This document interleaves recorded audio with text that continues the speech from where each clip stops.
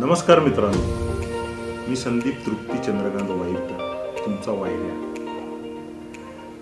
रात्र वायऱ्याची आहे या आपल्या पॉडकास्टमध्ये तुमचं सहर्ष स्वागत करत आहे. मित्रांनो, काही दिवसापूर्वी आपल्या मुंबईमध्ये टेस्ला या आंतरराष्ट्रीय ब्रँडने आपल्या अद्ययान्वित कारसाठी आपल्या शोरूमचं लॉन्चिंग केलं. आणि या शोरूमचं वैशिष्ट्य हे होतं की त्याचं नामफलक हे पूर्णतः मराठीत होतं. खूप अभिमानास्पद गोष्ट आहे ही मराठी माणसांसाठी आणि महाराष्ट्रासाठी. पण ज्या वेळेला मी टेस्ला नाव ऐकलं ना, त्यावेळेला मला कुठेतरी एक अशा महान व्यक्तीबद्दल आठवण झाली. माझ्याकडे खूप जुजबी माहिती होती म्हणून मी इंटरनेटवर सर्च केलं तर ते नाव आलं निकोला टेस्ला.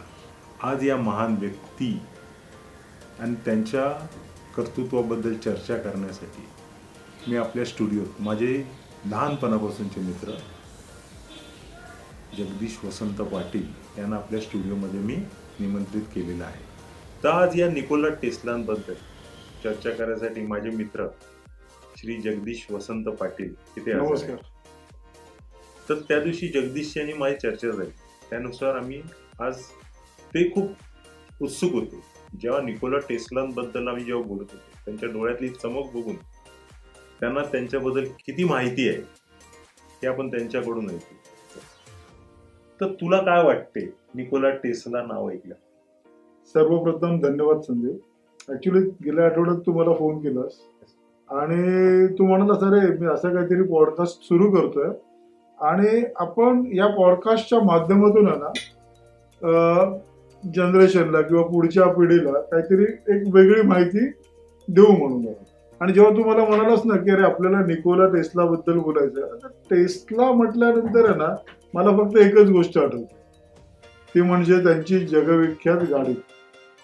आणि मग म्हटलं ठीक आहे, आपण जरा थोडी माहिती केली तर तुला सांगू ना आश्चर्यकारक माहिती आली समोर. म्हणजे 1856 मध्ये क्रोएशियातील एका छोट्या गावामध्ये वडील पादरी, आई अशिक्षित पण अतिशय क्रिएटिव्ह अशा घरी त्यांचा जन्म झाला. आणि त्यांच्या आईला आहे ना जुन्या वस्तू, मोडलेल्या वस्तू रिपेअर करायची सवय आहे आणि किंवा त्या जुन्या वस्तूतून काहीतरी नवीन क्रिएट करायचं असं ते टेस्ला म्हणतात. की त्यांना जी क्रिएटिव्हिटी जी मिळाली किंवा त्यांना ती जी काय आविष्कार करण्याची जी क्षमता त्यांच्यामध्ये आली ना, त्याच्यामध्ये त्यांच्या आईचा खूप सहभाग होता. तर म्हणतात ना वडिलांचा अजिबातच सहभाग नव्हता. बरोबर. पण त्यांच्या वडिलांची इच्छा होती की त्याने पादरी बनावं. हो ना. आणि ज्या वेळेला त्या वडिलांनी त्यांच्यावर या गोष्टीसाठी जेव्हा फोर्स केला, त्यावेळेला त्याचा एक मोठा भाऊही होता. बरोबर.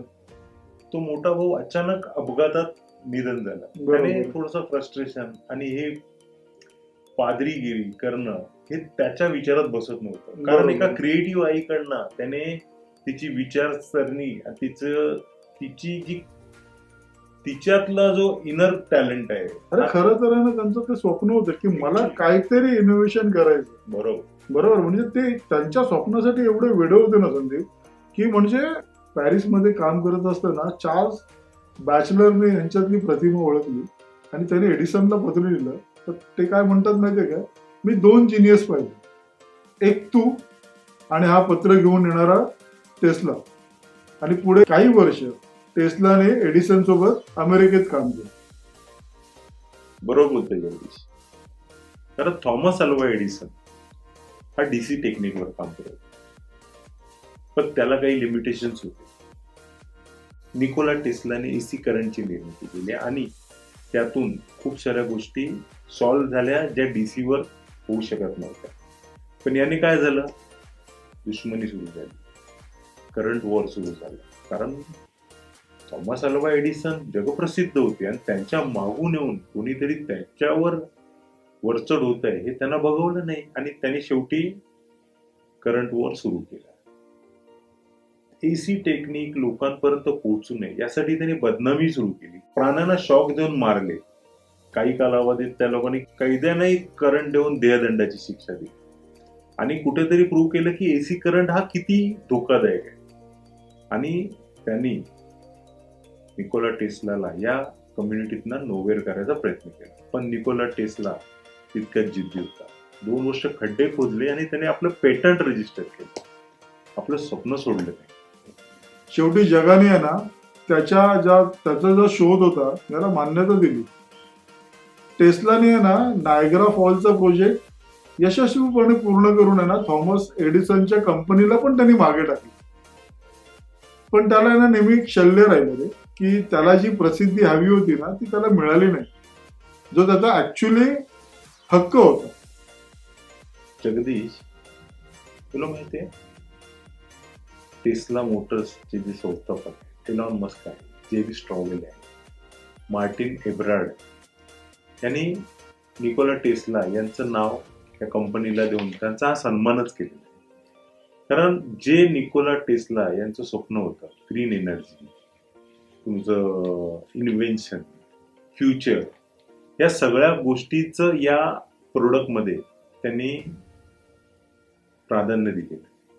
आज जगाला त्यांनी इलेक्ट्रिक मोटर देऊन आज त्यांचं स्वप्न पुरं करायचा प्रयत्न केला. तर एक त्यातून आपण बघतो की संघर्ष किती मोठा असला तरी तुमचं सक्सेस त्या संघर्षावर अवलंबून आहे आणि ते तुम्हाला मिळणार.